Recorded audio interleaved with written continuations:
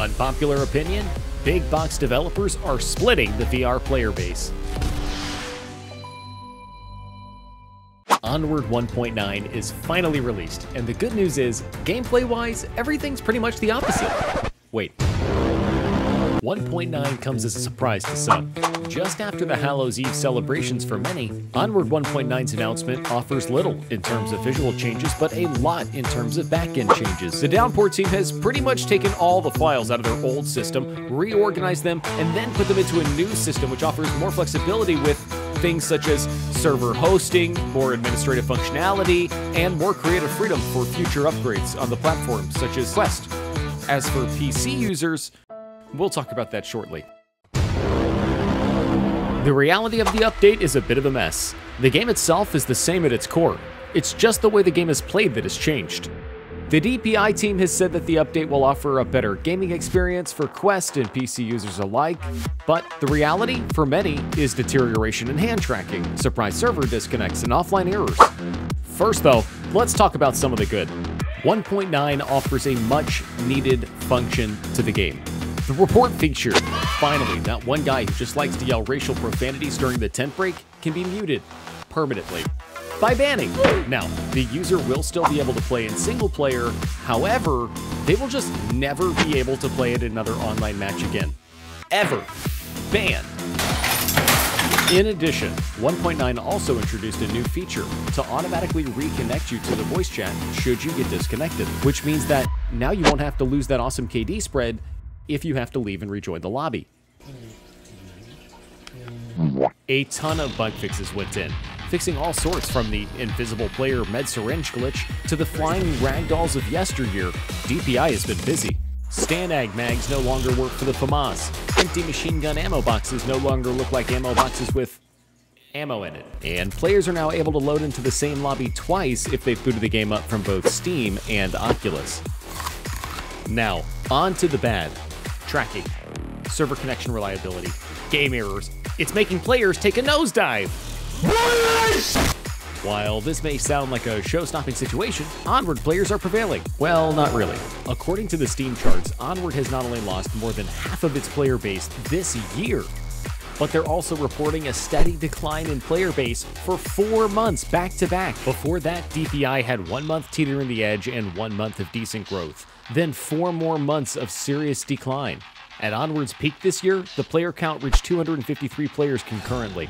Within the last 30 days, that number has more than halved to just 110 players at Onward peak time.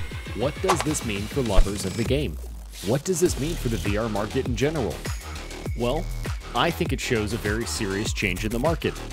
It shows that when a big corporation takes over an independent studio, not all changes are going to be for the better of all players. Also indicates a crucial turning point for many. Players are looking for a more unique experience in VR to keep their heartbeats a-pumping. And the general opinion of Onward 1.9 from the Onward Discord and their fan base is that of discontent and apathy. Well, you see, Bob, where the ball fell short was they stopped prioritizing fun. What?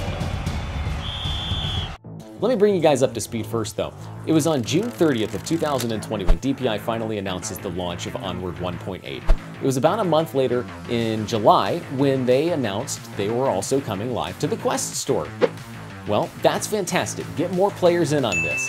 The only problem is, with that, in order to do this, they had to also throw in downgrades for PC players, graphic-wise, audio-wise, and PC players weren't so happy about it. Now, this created a huge divide among the player base because what they did, which I thought was admirable, was they left Onward 1.7 up and at it so that way players could still go enjoy the most beautiful version of Onward. However, it was in April of 2021 when Meta finally steps in and buys DPI that they start to realign their sights a little bit. They started to work on things that were focused on standalone devices, and they lost track of what was truly important, which was the fun factor.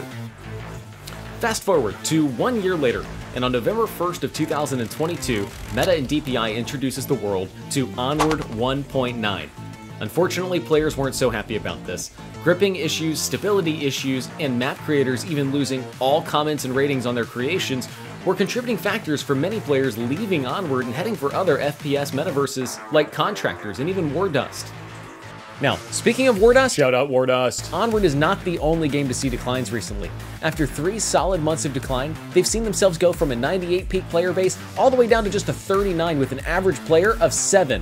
On the other hand, Contractors, one of Onward's biggest adversaries in the VR military market, has seen 3 tremendous months of growth, followed by 1 month of decline, but then yet another month of tremendous growth. I mean, Contractors' numbers have been growing, now dwarfing even Wardust.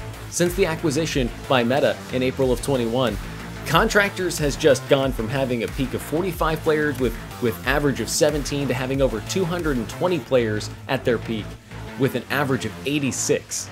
So it's clear to see by the Steam charts that players are leaving Onward when they're dissatisfied with it and going to Contractors, but the question for Meta and DPI is, why are they not coming back? The future of VR depends on how companies develop their development teams. Clearly, there's a huge profit in the VR standalone industry, but are updates which further divide the already dwindling player base really the way forward? And on top of that, you have to have a certain level of passion in your work. So if you're getting your team bogged down with the tedious tasks of fixing bugs and making the game work for other hardware, well then they lose the fun behind that and the game loses its passion. The future of this game greatly depends on you, specifically you. You're the target audience for Meta on this one. And if you can look past a few graphical downgrades and a few technical glitches, then keep on playing. To be honest with you, there's not many games on the market right now that really captivate gamers in the way that games like Rust, Squad, and even Arma did, where they really put you in a slow-paced, military-style environment. Which means until DPI and Meta come out with an update, or another game comes along, then these gamers are up for grabs. It's not all gray skies from here though, folks. In the year 1650, Thomas Fuller said, "It's always darkest before the dawn." This could just be the dark before the dawn for Onward and Meta. And if so, then just hang in there, because the dawn will come, soldiers, that I promise you. The only question that remains is, will the dawn come too late for the rest of the player base? Right, so if you enjoy the content discussing the hard-hitting questions about our developing metaverse, a like and a sub to the channel would be out of this world. There's more questions and topics to be discussed about Meta and the future of VR. But in the meantime, check out this puppy.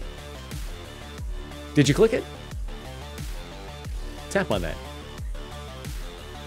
Nice. You're still here?